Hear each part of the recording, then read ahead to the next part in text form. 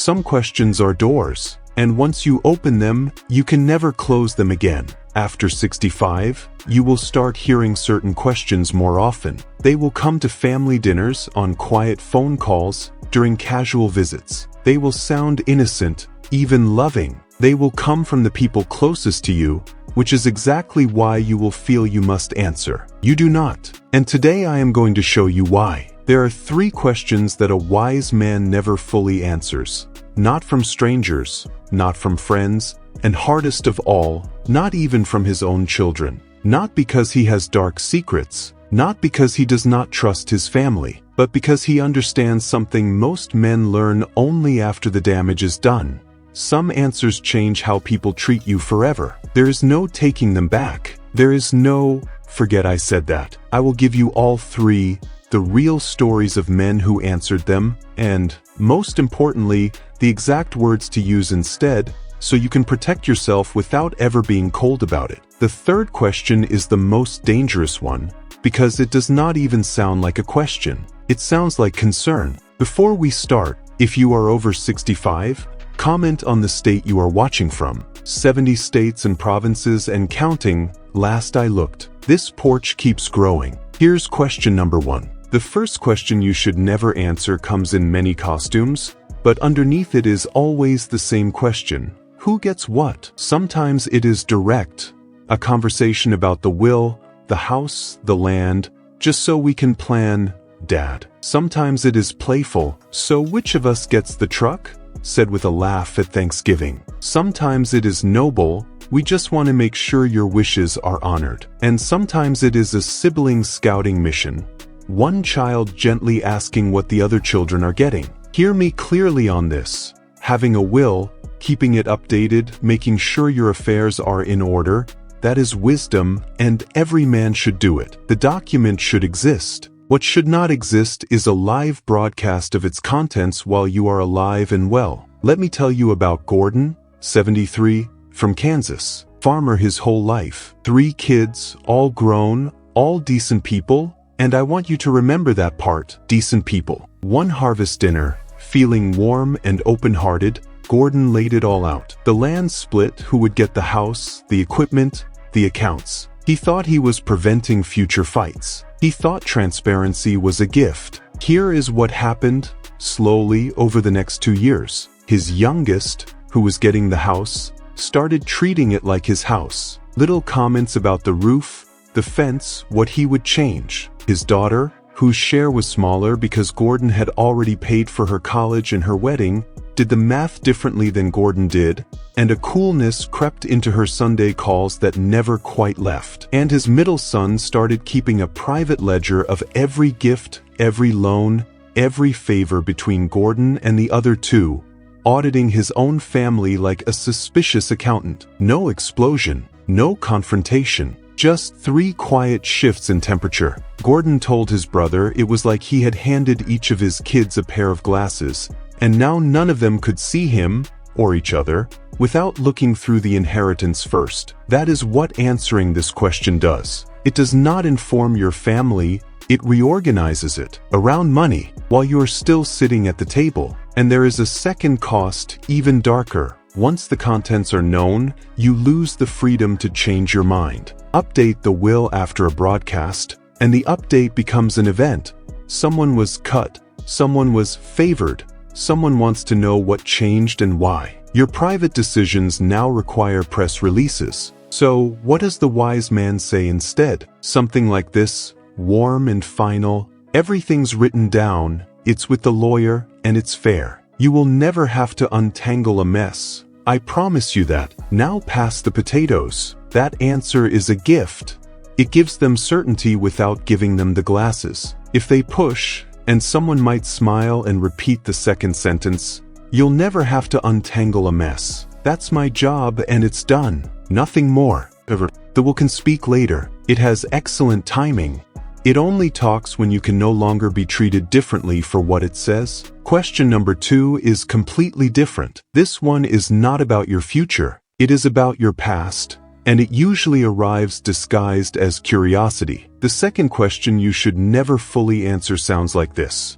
Dad, What really happened between you and Uncle Ray? Why did you and Mom almost split up in '82? What was the real story with your business partner? Why did Grandma never visit after that one Christmas? The old wounds, family archaeology, the sealed rooms of your history, and someone standing at the door with a flashlight asking for a tour. Understand why this question comes, because it usually comes from love. Your children are getting older themselves now. They are assembling the story of the family, their own story, and you are the last library standing. Some of the curiosity is sweet. Some of them are trying to understand their own childhood. And you, in your latter years, feel the pull to finally set records straight, to be understood at last, to empty the attic before you go. Resist that pull, and let me show you why with a story that still makes me wince. Ernest, 76, from Georgia. His brother Ray had passed 2 years earlier.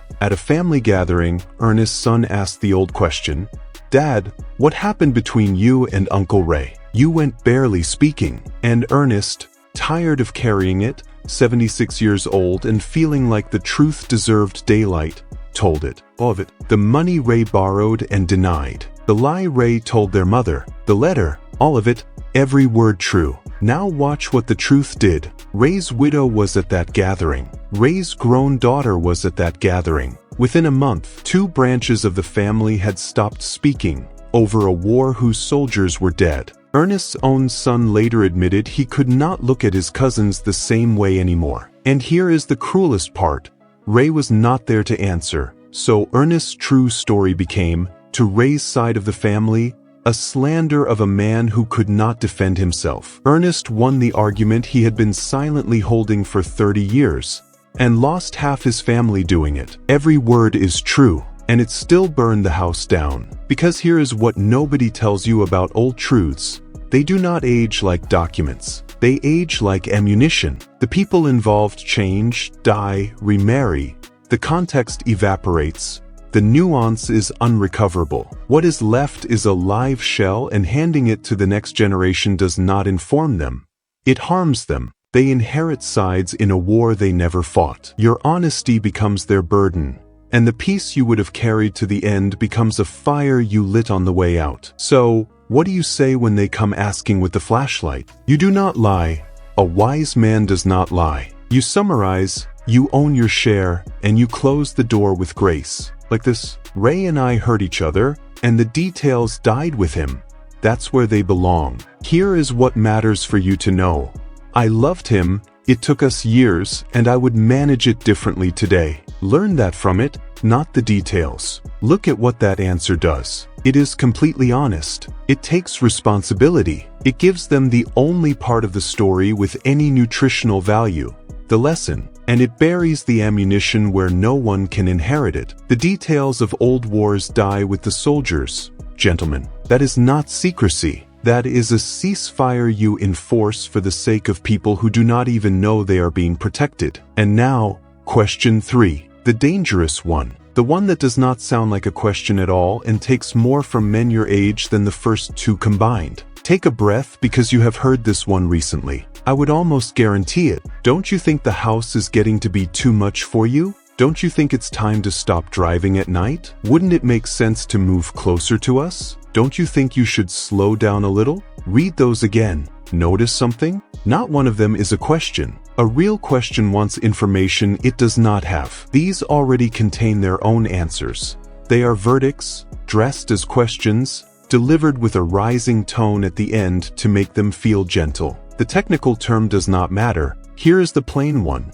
It is a campaign, and your answer is not being requested. Your surrender is. Here is how the trap works, and why answering is the mistake. The moment you engage the content, the moment you start defending, well, the house isn't that much work, I've got the yard service for the back, and I only drive at night to Ted's, you have accepted the premise that this is up for discussion. You are now a lawyer arguing a case. And a case, once opened, never closes. They will bring it up next month with new exhibits. Every stumble becomes evidence. Every tired afternoon gets entered into the record. You answered a question once, and you bought yourself a permanent trial. Clyde, 74, from Michigan, fell into it exactly this way. His daughter asked the house question, "Don't you think it's a lot to keep up?" And Clyde, being a reasonable man, gave a reasonable answer, explained his systems, his neighbor who helps, his finances. He thought he had won the discussion.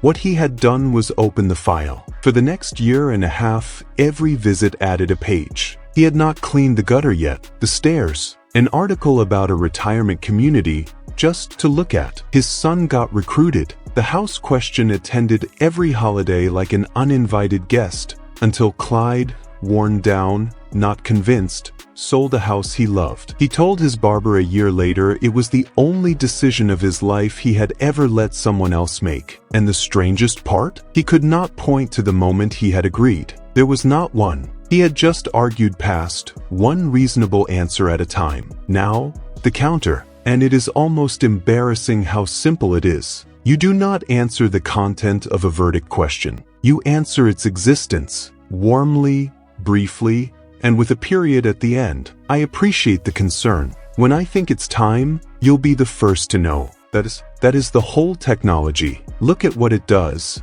It honors the love. I appreciate the concern, and mean it, because underneath the campaign there usually is love, and often fear, like we talked about before. But it keeps the decision exactly where it belongs, with you. It does not argue the house, the driving, the pace, because arguing is joining the trial. It just gently returns the gavel to your side of the table every single time. They ask again next month. Same answer, same warmth. You'll be the first to know. You are a broken record with a smile, and broken records win, because campaigns run on engagement and you are serving none. One more thing, because it matters and because I will always be straight with you. Someday, one of those questions might carry real weight. There may come a time when the driving or the stairs truly deserve your honest look. And a wise man gives his own life an honest look regularly, on his own schedule, in his own mirror. That is exactly why you protect the decision now. So that when you do make changes, they are decisions you made, not verdicts you finally stopped appealing. A man who hands over the small gavel early will find the big ones taken from him later. Guard them all and use them honestly. 3 questions. Who gets what? Answered only by a document with perfect timing. What really happened back then? Answered with the lesson, never the ammunition. And don't you think it's time? Never answered at all, only appreciated and returned to sender. Notice the thread running through all 3. In every case, the person asking believes they are entitled to the answer, and in every case, the asking comes wrapped in family, in love, in concern, which is what makes refusing feel impossible. But you are not refusing them. Hold on to that. You are refusing the door. You can love the person completely and still not open a door that never closes again. And notice something else. Not one of these defenses required anger or coldness or a single harsh word. Pass the potatoes. The details died with him. You will be the first to know. A wise man's boundaries are so warm that people walk away from them feeling cared for, and only much later realize they never got in. That is the quiet mastery of these years. Anybody can guard a door with a raised voice. It took you 70 years to learn to guard one with a smile. You have earned your peace. These 3 answers, or rather, these 3 non-answers, are how you keep it. If this spoke to you, subscribe, because in an upcoming video, I am covering something harder.